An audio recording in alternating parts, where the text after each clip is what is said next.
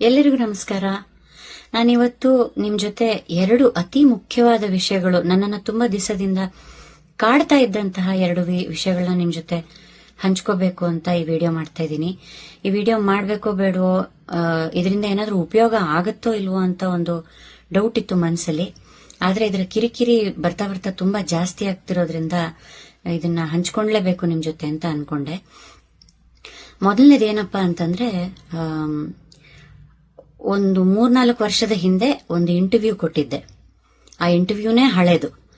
ಆ ಇಂಟರ್ವ್ಯೂಲಿ ನನಗೆ 20 ವರ್ಷಗಳ ಹಿಂದೆ ಸಣ್ಣದಾಗಿ ಗಂಟಲಿನ ಕಿರಿಕಿರಿ ಸಮಸ್ಯೆ ಉಂಟಾಗಿ ಕೆಲವು ತಿಂಗಳುಗಳ ಕಾಲ ನನಗೆ ಹಾಡೋದಕ್ಕೆ ಆಗ್ತಾ ಇರಲಿಲ್ಲ.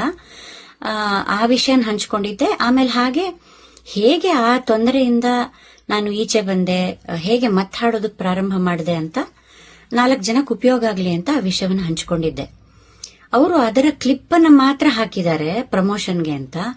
ನೀವು ಪೂರ್ತಿ ಇಂಟರ್ವ್ಯೂನ ನೋಡ್ದೇನೆ ಬರೀ ಆ ಕ್ಲಿಪ್ಪಿಂಗ್ ಮಾತ್ರ ನೋಡ್ಕೊಂಡು ನನಗೆ ಈಗ ಹಾಡೋದಕ್ಕಾಗ್ತಿಲ್ಲ, ಹಾಡೋದ್ ನಿಲ್ಸ್ಬಿಟ್ಟಿದೀನಿ, ನನ್ನ ಗಂಟ್ಲು ಹೊಟ್ಟೋಗಿದೆ ಅಂತೆಲ್ಲ ತುಂಬಾ ಜನ ಹಬ್ಬಿಸ್ತಾ ಇದ್ದಾರೆ.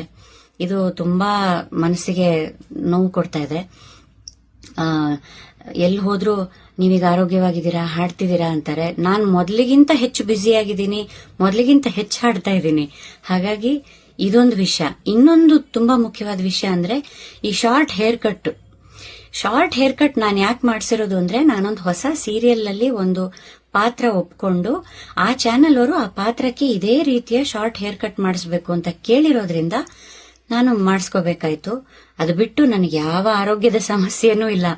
ಬಹಳಷ್ಟು ಜನ ಅವರವರೇ ಏನೇನೋ ಕಲ್ಪನೆ ಊಹಾಪೋಹಗಳನ್ನ ಮಾಡಿಕೊಂಡು ನನಗೆ ಕ್ಯಾನ್ಸರ್ ಬಂದಿದೆ ಅನ್ನೋ ಲೆವೆಲ್ಗೆ ಮಾತಾಡ್ಬಿಟ್ಟಿದ್ದಾರೆ, ಎಲ್ಲ ಕಡೆ ಹಬ್ಬಿಸ್ಬಿಟ್ಟಿದ್ದಾರೆ.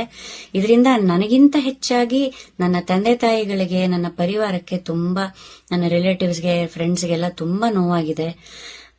ದಯವಿಟ್ಟು ಪೂರ್ತಿ ವಿಷಯವನ್ನ ತಿಳ್ಕೊಳ್ಳದೆ ಅರ್ಧಂಬರ್ಧ ಈ ಸೋಷಿಯಲ್ ಮೀಡಿಯಾದಲ್ಲಿ, ಪಾಡ್ಕಾಸ್ಟ್ಗಳಲ್ಲಿ, ಯೂಟ್ಯೂಬ್ ಅಲ್ಲಿ ಸಣ್ಣ ಸಣ್ಣ ವಿಡಿಯೋ ಕ್ಲಿಪ್ಗಳನ್ನ ನೋಡಿ ನೀವೇನೇನೋ ಊಹೆ ಮಾಡ್ಕೋಬೇಡಿ. ದಯವಿಟ್ಟು ಪೂರ್ತಿ ವಿಷಯವನ್ನ ತಿಳ್ಕೊಳ್ಳಿ. ಇದರಿಂದ ಯಾರೋ ಒಬ್ಬರ ವೃತ್ತಿ ಜೀವನಕ್ಕೆ ಅಥವಾ ಅವರ ಪರ್ಸನಲ್ ಜೀವನಕ್ಕೆ ತುಂಬಾ ದೊಡ್ಡ ಘಾಸಿ ಆಗೋದು ತಪ್ಪತ್ತೆ ನೀವು ಪೂರ್ತಿ ವಿಷಯ ತಿಳ್ಕೊಂಡ್ರೆ.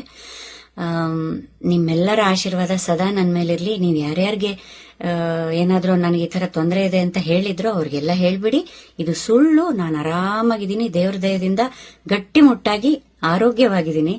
Thank you so much. ನಮಸ್ಕಾರ.